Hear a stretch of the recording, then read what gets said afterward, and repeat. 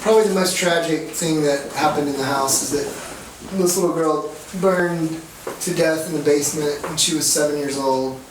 And she lived for a couple of days before she passed away, I think, up here. So just, I can't even imagine like how horrible that was for her and for her family. So it feels like the house has the sense of like, obviously like a heaviness and sadness, and I think that's one of the biggest reasons for it. We wanted to write this song because of that being such an important part to the house. So it was obvious for the record we wanted to do this song, and we were like, hey, I had the idea, like, we should write it in her bedroom, which was a really bad idea. Because the night we did it was like me and you up here, and then one other this was probably the thing that really scared me more than anything ever has in my life. In Brad's lap.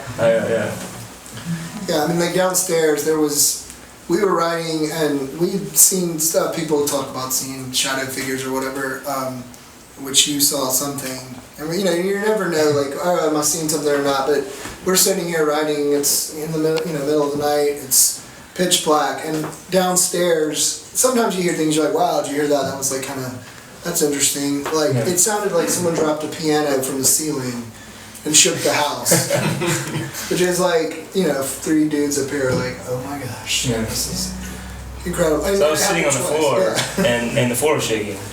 And my thoughts were not, this is a ghost, because at that time I was, and my thoughts were someone is breaking in to hurt us.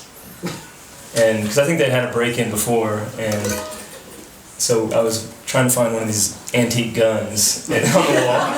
And there actually is a sword downstairs I was wielding for a little while.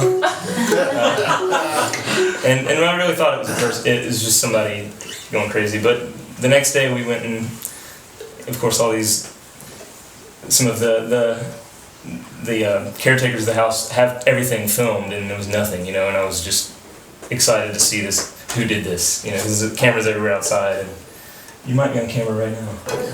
But anyways, this is the most terrifying moment of the house ever, in the sweetest little lullaby song. Yeah.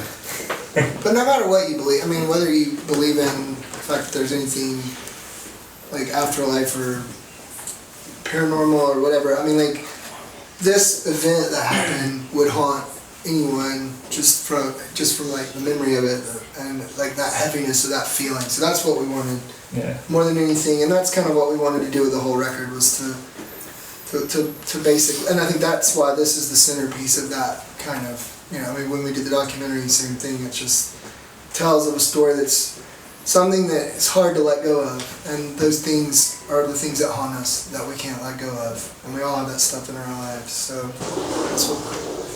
Okay. Like I said, I will fight you.